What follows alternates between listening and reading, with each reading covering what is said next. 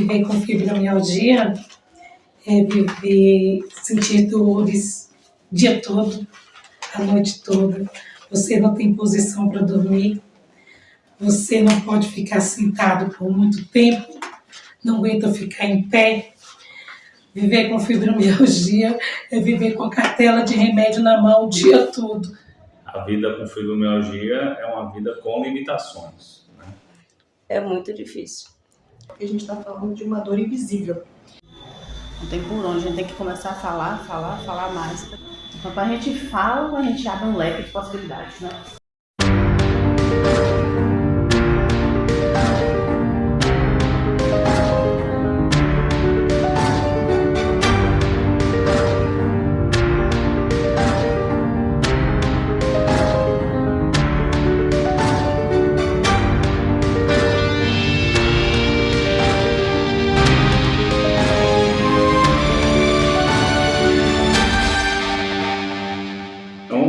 Definição de fibromialgia. Fibromialgia se define como uma síndrome dolorosa crônica, cuja origem está relacionada aos receptores nervosos periféricos, principalmente relacionados à pele, ao músculo e à fáscia do músculo, né, que é uma membrana que reveste o músculo.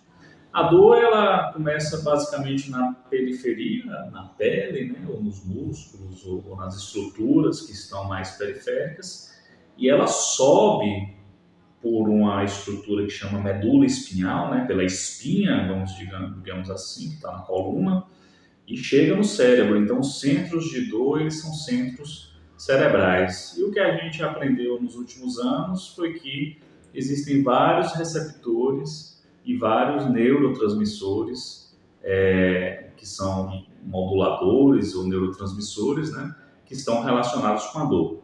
E essa comunicação, que são neurotransmissores, isso aí está, digamos, desajustado, né, o sistema doloroso ele não está se comunicando bem, provocando respostas no sistema nervoso central, que são amplificadoras da dor, né?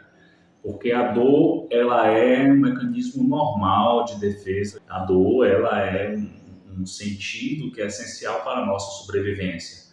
Por exemplo, se estamos andando na rua e pisamos em um caco de vidro, vamos sentir a dor e aquela dor vai ser importante para você retirar, né, o seu pé, né? Tirar o estímulo nocivo do seu pé.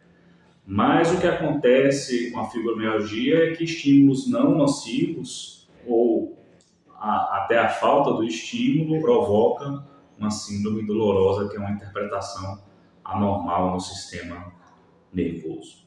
Viver com a fibromialgia não é fácil. Tenho problemas diários, né? Tomo muito remédio, muitas dores e tenho dificuldade até às vezes de levantar, porque é muita dor. Eu já estou perdendo a sensibilidade das mãos, né? Doer muito. E também a fibromialgia, ela causa problema intestinal e a gente não pode comer muita coisa doce. Quanto mais você come coisa doce, mais ela agrava, né, a dor. O sintoma mais frequente é dor de cabeça ou dor no pescoço. Eu sinto dor nas articulações, dores nos cotovelos, nas mãos. Tem dia que você tá bem, mas tem dia que você não tá. Então, a doença é muito difícil de se lidar. Tem dia que eu penso que eu vou desmontar, sabe? De tão crocante tanto que estrala o meu corpo. Às vezes eu fico assim, meu Deus do céu, eu tô tão crocante assim. Não é crocante, é dores. E a gente fica com um corpo que qualquer coisinha que encostar assim na pele da gente dói. Qualquer coisa que fizer no corpo dói. Um dos sintomas mais comuns é a dor nas costas, né? Eu diria que dor nas costas e dor de cabeça são sintomas que eu vejo mais frequentemente. Então é uma dor insuportável. Você fica 24 horas com essa dor. Não tem um dia que você não sente dor. Quem tem fibromialgia sente dor todos os dias. São pessoas mais suscetíveis à dor, né? São pessoas que interpretam a dor de modo amplificado. No momento eu estou estável com a minha saúde mental, mas já fui levada para o psiquiatra com problemas devido à fibromialgia, então afeta muito o psicológico da gente.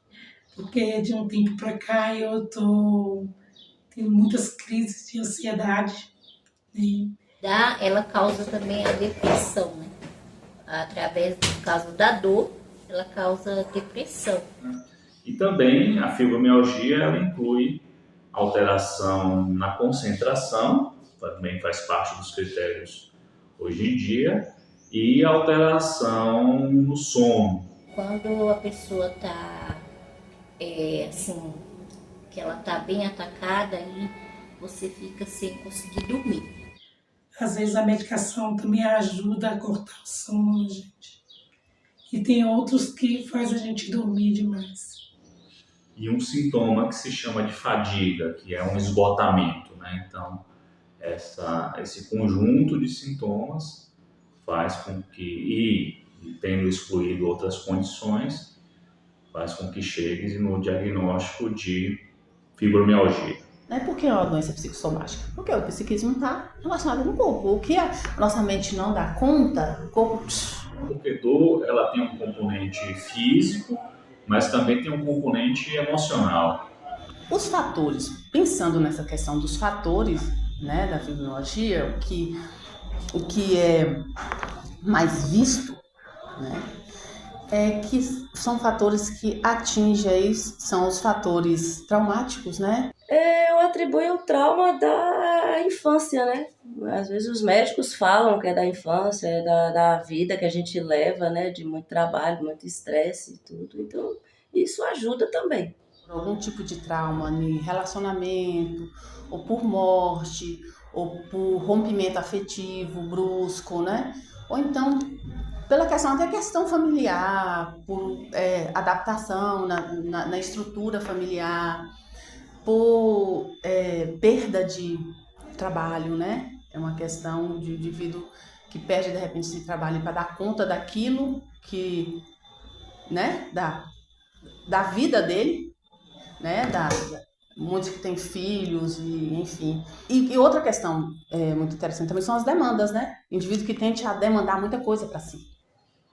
Muito serviço novo demais, né? Porque quando a gente é nova, a gente ergue tudo pela frente com as mãos e sem saber do futuro da gente mais tarde, né? Por isso que é uma porcentagem muito grande de mulheres que apresentam fibromialgia, né? Em 3% da população que tem fibromialgia, 90% são mulheres. Por conta dessa sobrecarga que a mulher, às vezes, demanda muito, né? Hoje você vê que a mulher está em casa, mas também ela está no mercado de trabalho, né? Tem muitas mulheres que ainda precisam dar conta do filho, da casa, do trabalho, e ela quer estar em todos os lugares e não quer faltar em nenhum desses. E como é que é a possibilidade de você estar em tudo e não promover uma falta disso, né? É que isso é tudo uma construção que a gente vai, né? Uma construção social, realmente, que a gente vive. Então, assim, é uma questão simples, mas que o indivíduo ele vive em uma repetição, porque nós estamos numa estrutura muito intensa, né, de vida, e que ele não para dar conta, né? Que ele pode mudar isso e que tá tudo bem, que ele não precisa trazer uma outra coisa do outro, manter essa rigidez na vida dele para que ele ou ela consiga manter a vida e que tá tudo bem. Eu recebo muitas mulheres, e geralmente já numa fase de idade já mais madura, apesar de ocorrer nessa faixa etária dos 25 aos 50 anos, né, que é a prevalência maior, de mulheres que vêm de muito tempo, mas que nunca teve acesso à assistência da psicologia ou da psicanálise, né, para fazer uma escuta.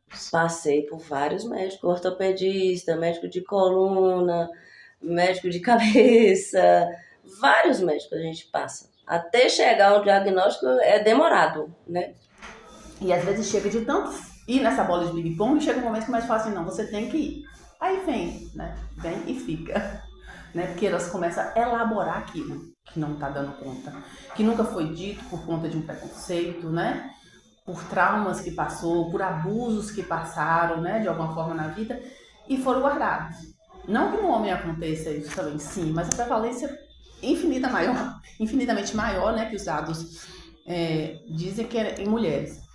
Bom, o diagnóstico ele é basicamente clínico, né? O que é importante em termos de exame é você fazer o diagnóstico diferencial, ou seja, excluir outras causas ou outras doenças que por vezes é necessário.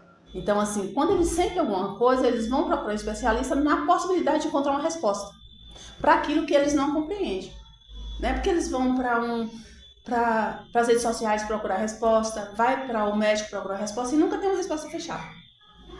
Então, um paciente que vem de um lugar de muita angústia, de muito questionamento, né? O que é isso que eu tenho? E não tem uma resposta. Foi até engraçado, porque eu faço parte da diretoria. E eu entrei na diretoria para ajudar as meninas, né? Mas sempre sentindo dores, muitas dores, muitas dores.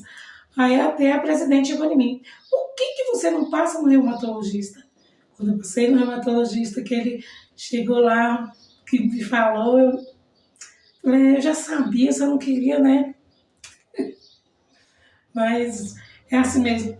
Então, eu tenho fibromialgia desde 2005, eu descobri que eu estava com fibromialgia, já fazia 3 anos que eu estava tomando medicação para as dores, e as dores não sumiam. E fazendo fisioterapia e tudo, aí até que um reumato descobriu que eu tinha fibromialgia.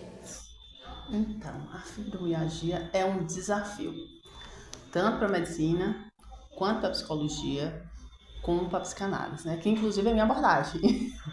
A minha abordagem é a psicanálise.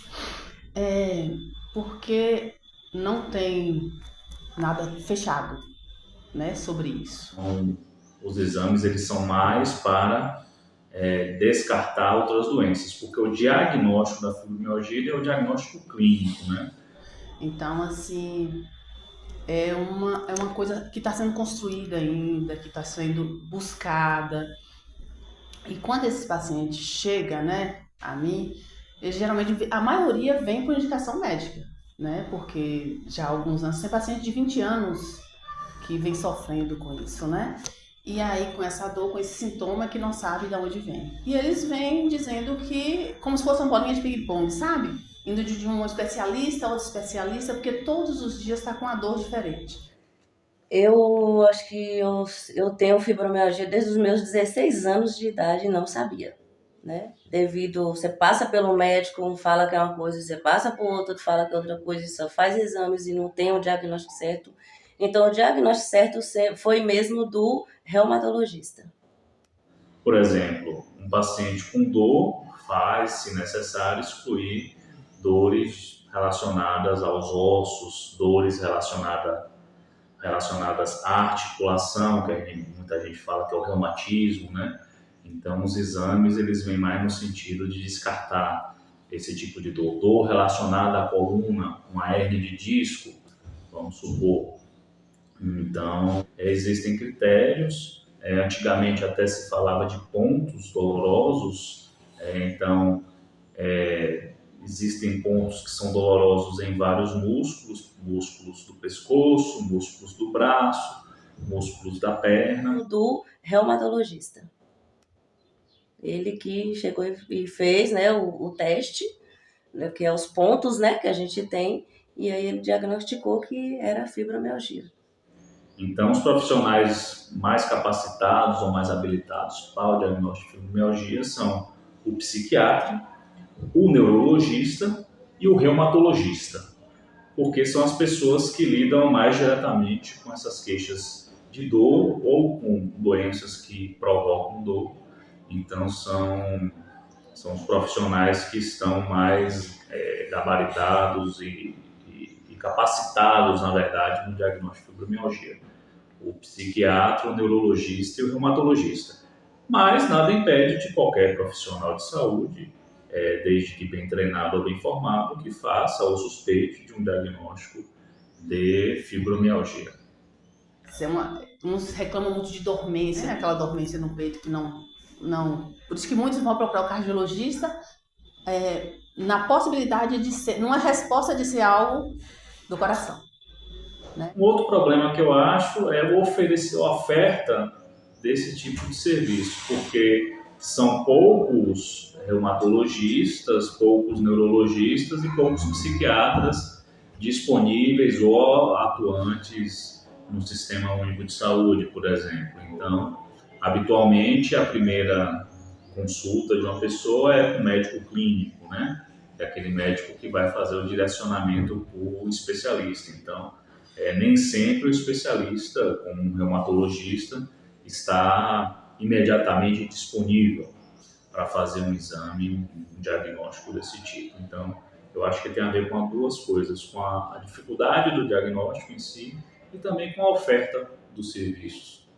E a dificuldade da gente ter acesso, a dificuldade da gente descobrir que tem a fibromialgia, piora mais ainda o quadro. E às vezes o paciente vai para um lugar que é cruel para ele, que é um lugar de culpa, de se culpar por estar nessa condição. E isso, assim, isso fragiliza mais e isso adoece mais, né? Isso leva mais a aspectos, essa condição do aspecto ansioso, da depressão. Então, assim, pelo fato de não compreender aquilo que ele está sentindo. Então, como a gente não tem o conhecimento, aí é que vai piorando mais a situação da fibromialgia e aí fica mais difícil ter esse diagnóstico. Então, e às vezes há uma carga de preconceito aí. O preconceito das pessoas falar que eu tô com mania, que eu tô com dengue, que eu tô querendo chamar atenção, que ninguém consegue sentir tanta dor o tempo todo. Então isso atinge muito, né? E é uma doença que não era reconhecida antigamente, hoje em dia já é bem reconhecida e documentada.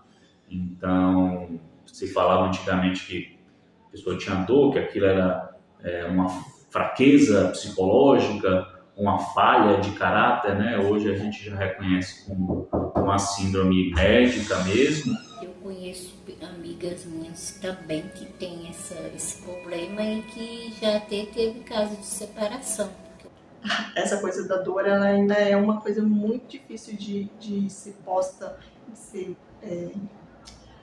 ser comunicada dentro da sociedade, porque ela é da pessoa, ela é visível, ela não é materializada, então pode esbarrar em muitos outros preconceitos. Porque a gente está numa sociedade que faz isso constantemente, né? A gente tem que ser perfeito o tempo todo. A gente não pode se dar o direito de estar triste, já pensou? A gente não pode se dar o direito de sentir raiva e falar que droga, tô com raiva. Às vezes eu não comento nada com as pessoas para o pessoal não ficar falando, ai, como você só fala de dor. Porque quando ele vai falar que ele está sentindo isso constantemente, e aí no dito popular sempre tem alguém que fala assim, você já fez isso? Por que você não fez isso? De repente isso, se você fizer isso, você encontra a resposta. Porque tal pessoa fez isso e teve uma resposta para isso. Entende? As pessoas, por exemplo, você chega na fila do ônibus, você com seu crachá ou com sua camisa, você tem prioridade, né? E, só para sentar primeiro, você tá afogada, né? Mas não sabendo as pessoas como a gente está. As pessoas acham que tem que ser visível e não é visível, né? E aí você tem que estar provando para a pessoa que você tem um problema. Isso impacta muito na vida da gente, assim, no dia a dia. Então a gente, como sociedade, precisa ver, enxergar a pessoa a partir do seu braço amputado ou de alguma deficiência. Então a deficiência invisível, ela ainda é uma questão dentro da nossa sociedade e como que isso impacta também no cotidiano daquela pessoa. Tem um paciente que falou assim, eu preciso de um laudo. Se tiver 20 especialistas que puder me dar um laudo, eu quero um laudo. Se pudesse colar no meu corpo o laudo. Entende? Olha que expressão do corpo. Né? Se eu pudesse colar no meu corpo o laudo. Para dizer para os outros que eu tô adoecida, que tipo, teve gente que validou minha dor. E essa síndrome dolorosa, ela não só inclui dor, mas também fadiga e alterações do raciocínio, alterações psicológicas importantes, às vezes quadros de depressão. E isso limita muito a vida da pessoa com fibromialgia, no sentido de produtividade no trabalho, produtividade na área acadêmica, né? E eu trabalho, sempre trabalhei, já tentei me afastar várias vezes, fiquei uns meses afastada, voltava a trabalhar. E é uma doença que, na verdade, não era bom a pessoa trabalhar, porque nem todo mundo entende. Tem dia que você não consegue se levantar. Tem dia que eu não consigo me levantar assim da cama, eu tenho que fazer muito esforço, esperar um pouco, sentar na cama, para depois levantar. Porque quando põe o pé no chão, formiga tudo. Antes de eu ter fibromialgia, eu era mais elétrica, eu corria, eu trabalhava o dia todo, eu tinha uma vida super corrida. Só que ultimamente eu não aguento mais esse pico, né, de serviço. A fibromialgia afeta muito a vida da gente, tanto nos movimentos, como também na vida diária, com os trabalhos da casa, com o cuidado com o filho, com tudo isso, porque a gente sofre muitas dores.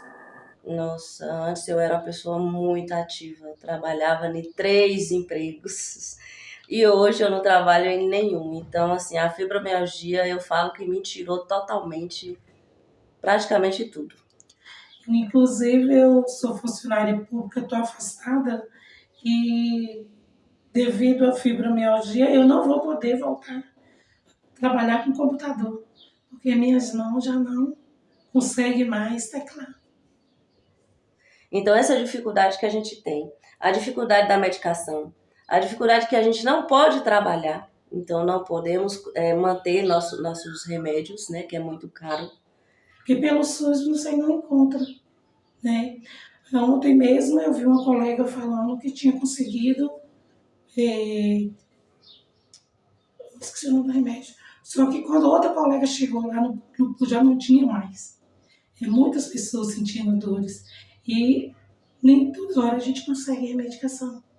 Já teve vezes aqui da gente gastar aqui mais ou menos, eu mesmo gastar mais ou menos uns R$700 por mês. E eu não tinha, então tinha que pedir ajuda, um amigo, um vizinho, a família, para conseguir a medicação, para não ficar sem.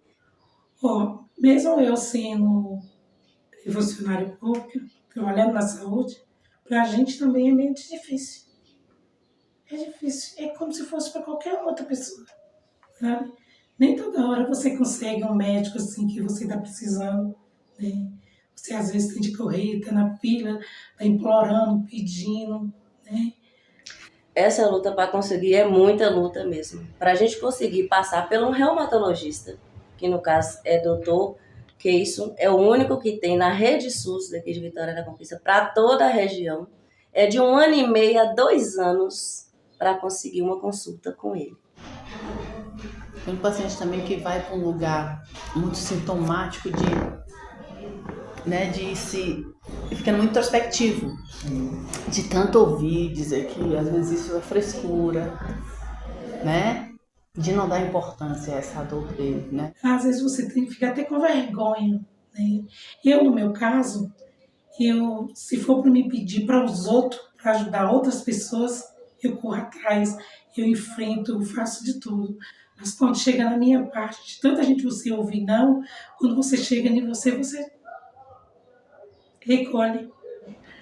No caso quando a gente tem o acesso àquela saúde preconizada pela própria legislação, enquanto uma saúde pública de acesso a todos e universal, a partir do momento que a gente tem barreiras que impossibilitam para que aquele usuário tenha acesso àquela saúde, a gente está com uma violação de direitos. Quando uma pessoa é diagnosticada com fibromialgia, uma série de fatores surgem para que ela possa vir a ter direitos. Quando eu digo fatores, eu digo que depende da situação da fibromialgia dessa pessoa. Por mais que seja uma doença crônica, a gente tem que avaliar até que ponto o estágio está avançado da fibromialgia para poder direcionar essa pessoa a receber vários direitos e garantias legais. Normalmente em 2 searas, que são a seara constitucional e previdenciária.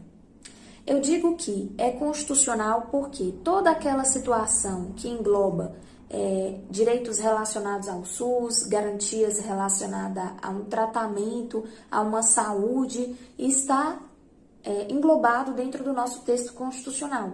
E eu digo previdenciário porque o nosso sistema previdenciário nacional e o nosso INSS possuem convenções, possuem disposições legais que, de certa forma, burocratiza, mas também assegura direitos às pessoas com fibromialgia. Especificamente no que se refere aos direitos previdenciários, a gente também engloba os direitos assistenciais, que é importante a gente diferenciar. O direito previdenciário, ou seja, o benefício de natureza previdenciária, é aquele relacionado àquela pessoa que tem o costume de contribuir com o INSS. É a pessoa que trabalhava e contribuía mensalmente para que futuramente recebesse uma aposentadoria ou que pudesse fazer jus a receber um auxílio-doença, que a gente chama hoje de auxílio por incapacidade temporária, certo? Essa pessoa, ela vai receber ou o auxílio-doença, né, que é esse auxílio por incapacidade temporária, ou então o auxílio por incapacidade permanente, que é o que a gente chama de aposentadoria por invalidez, vai depender aí do grau de incapacidade que a fibromialgia gerou para essa pessoa. Já no caso de benefícios assistenciais, aí entramos com o pedido de benefício de prestação continuada, o famoso BPC-LUAS. A depender do grau de hipossuficiência dessa pessoa, necessidade também e dificuldade, impossibilidade para o trabalho, ela também pode se encaixar nessa possibilidade de receber o BPC. Existem vários caminhos, né, para a gente conseguir acessar essa saúde.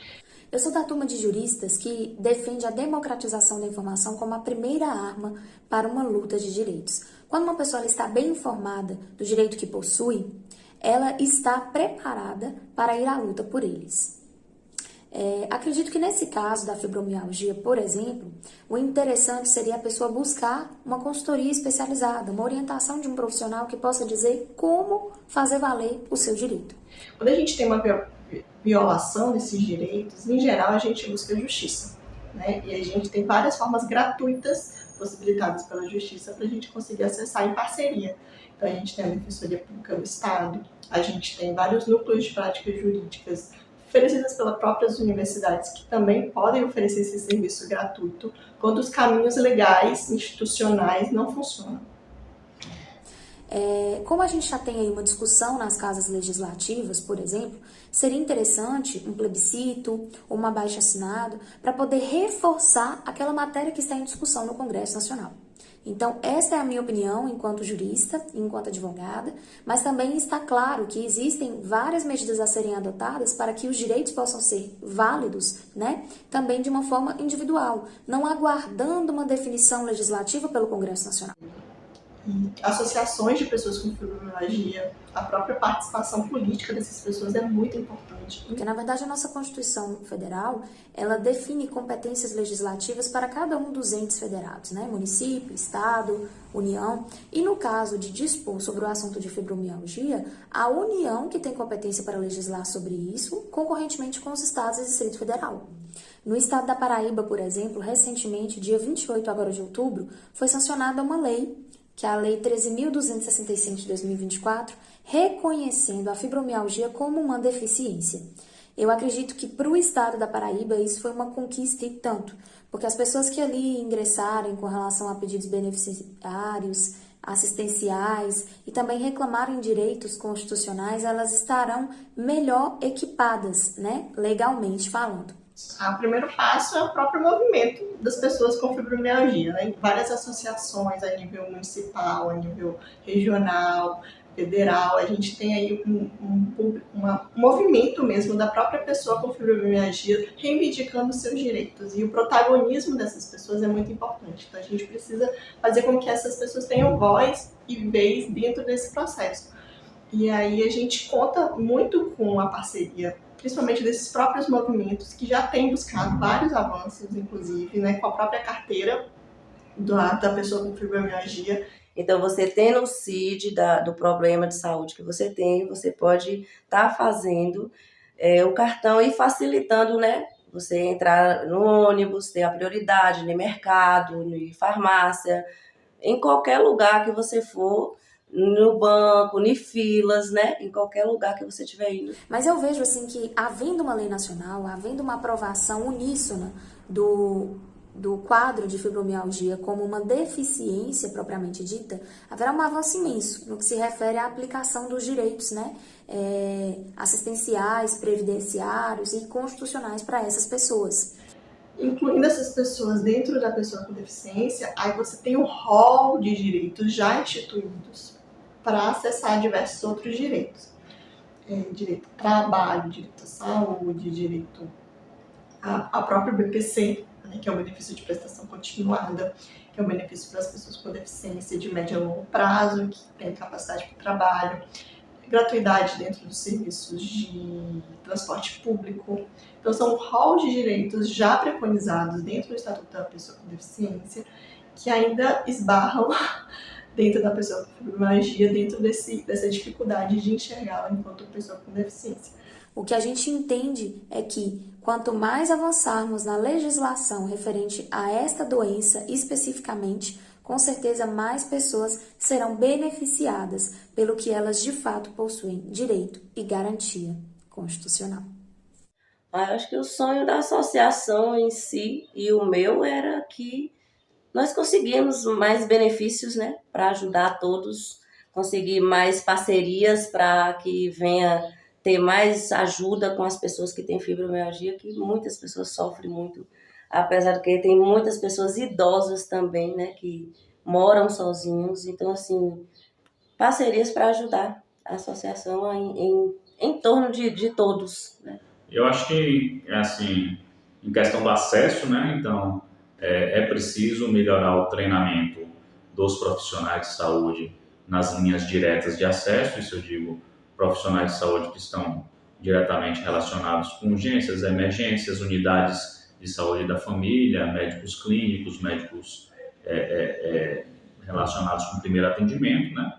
Então, isso aí tem que ser melhorado, esse tipo de treinamento, para que seja identificado o mais precoce possível e a pessoa possa ser encaminhada de uma maneira mais adequada. Então, assim, precisamos de reumatologista mais, né? A gente tem que ter esse acompanhamento. Precisamos de fisioterapia, né? As prioridades, né? Na rede SUS, principalmente, porque a demora é muito grande para a gente conseguir marcar um exame em todos os sentidos. E a gente precisa dos médicos multidisciplinar, praticamente de todos os médicos. Fibromialgia precisa praticamente de todos os médicos. Bom, então o tratamento ele é multidisciplinar. A gente costuma dizer que o tratamento ele é baseado num tripé. Habitualmente medicações, exercício, atividade física e acompanhamento psicológico. É essencial que as três coisas estejam unidas e caminhando juntas. Daí a gente fala assim, mas eu não gosto de academia, eu não gosto de... eu não tenho dinheiro, recursos para academia, então, né? Eu falo assim, não tenho tempo. Eu falo, você tem que encontrar um tempo. Porque se você não encontrar um tempo para cuidar do seu corpo, você vai encontrar um tempo para cuidar da sua doença. Entende? Procuro fazer exercícios físicos em casa mesmo. Procuro não ficar muito deitada, né? Porque para mim, no meu caso, eu sinto mais dores se eu ficar parada. Então, uma dica importante é você conhecer sobre a doença, estudar sobre a doença, entender de mecanismos como meditação, atividade física, às vezes tratamentos alternativos que funcionam muito bem, como a acupuntura. De fazer uma terapia é fantástico, porque assim, a gente vê o paciente se desdobrar. Ele, na enunciação da palavra, ele vai achando um lugar de ser. Um lugar dele que é diferente, né? Que ele consegue sobreviver àquele trauma que ele passou, mas ele dá um outro sentido, um outro lugar àquilo. Isso vai ajudar o paciente a ter uma melhor qualidade de vida, né? Grupos de pessoas também que tem fibromialgia, então hoje a gente tem WhatsApp, tem Telegram e tudo isso aí no Instagram, tudo isso aí tem grupos de pacientes. Procuro ajudar outras pessoas também. pelo meu conhecimento que eu já tenho, né, da fibromialgia. Então, muitas pessoas me procuram para saber como é que eu lido com isso. Quer dizer, não adianta nesse tipo de situação, a fibromialgia, por exemplo, somente a medicação. Não adianta você dar uma medicação a uma pessoa que tem uma família desestruturada ou que tem uma baixa capacidade de acessar um serviço de saúde ou que não tenha um perfil socioeconômico muito favorável. Então, é preciso melhorar todas essas coisas primeiro, antes de chegar num tratamento adequado. Eu tomo meus remédios, vai fazer 13 anos que eu tô com esse problema. Faço tudo que que as pessoas falam que é bom, natural. Toma isso que é natural, que é bom, toma aquilo, mas isso não resolve. É uma doença muito difícil mesmo de se lidar. Qualidade de vida é um ganho diário, né? A gente precisa acolher essas pessoas com fibromialgia, assim como também possibilitar, né, que dentro desses espaços públicos a gente também preconize a sua participação e viabilize cada vez mais a participação dessas pessoas dentro da sociedade. Porque a maioria das pessoas não tem esse conhecimento, não sabe o que é fibromialgia. Não estuda, deveria ter mais conhecimento nessa parte para entender melhor o que é fibromialgia e saber lidar com as pessoas que têm a fibromialgia. Eu acho que é a base, quando você não conhece determinado assunto, então vamos buscar informação, para depois dar opinião, né? Eu então dizer, isso é isso, né? Vai lidar com isso dessa forma que você resolve. E o respeito em primeiro lugar, né? Respeitando a gente, dando mais apoio, dando mais ajuda e acolhendo. Então, falar de dor também é necessário e urgente para a gente conseguir que essas pessoas de fibromialgia tenham acesso à saúde de forma plena. Eu espero que um dia a medicina consiga, né, encontrar algo para uma cura, para a gente se libertar disso. Bom, a mensagem é que não percam a esperança, não se decepcionem por estar sentindo mais dor um dia ou por ter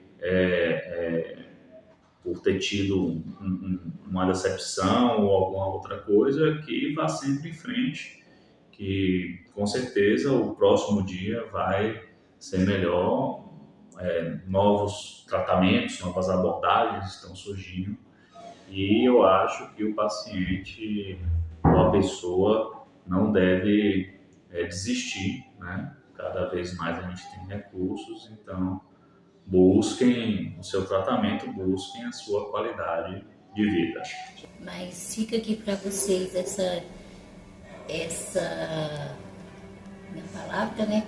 Que se você conhece alguém que tem fibromialgia, por favor, ajude, porque é complicado.